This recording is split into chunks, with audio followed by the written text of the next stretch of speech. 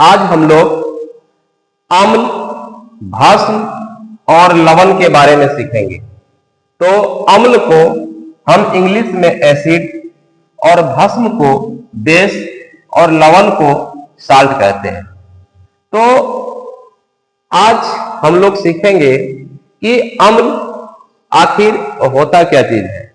तो अम्ल के गुण सबसे पहले हम लोग जानेंगे कि अम्ल वैसा पदार्थ होते हैं जो स्वाद में खट्टे होते हैं, जैसे कच्चा आम, अंगूर, सेब इत्यादि इसमें प्राकृतिक अम्ल है।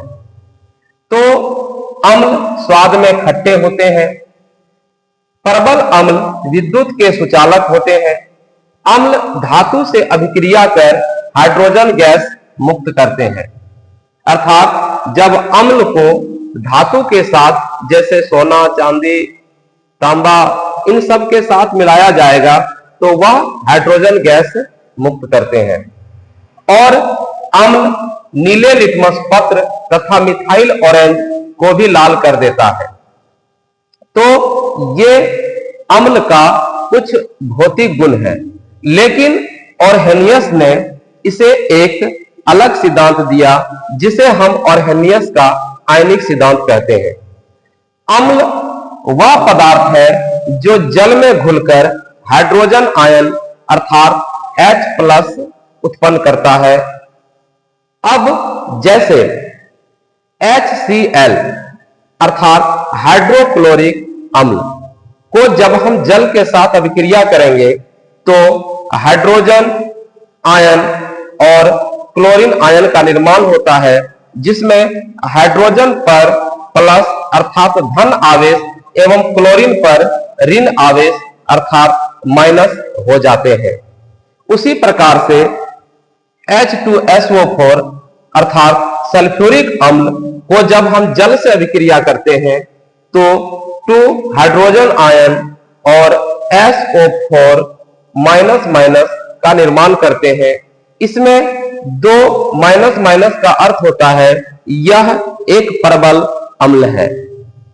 फिर उसी प्रकार से HNO3 अर्थात अमोनिया को जब हम जल के साथ अभिक्रिया करेंगे तो H+ और NO3 माइनस का निर्माण होता है। फिर एसिटिक एसिड अर्थात CH3COOH को जब जल के साथ अभिक्रिया कराते हैं तो H+ और CH3COO माइनस का निर्माण होता है। प्लस का अर्थ होता है कि इसने हाइड्रोजन आयन क्लोरीन को अणु दिया है। और Cl माइनस का अर्थ होता है कि क्लोरीन ने हाइड्रोजन से अणुओं को ग्रहण किया है। तो अब हमें यह जानना है कि HCl का अर्थ हाइड्रोक्लोरिक अम्ल होता है। हाइड्रोक्लोरिक अम्ल होता है। और HNO3 अमोनिया का फार्मूला है।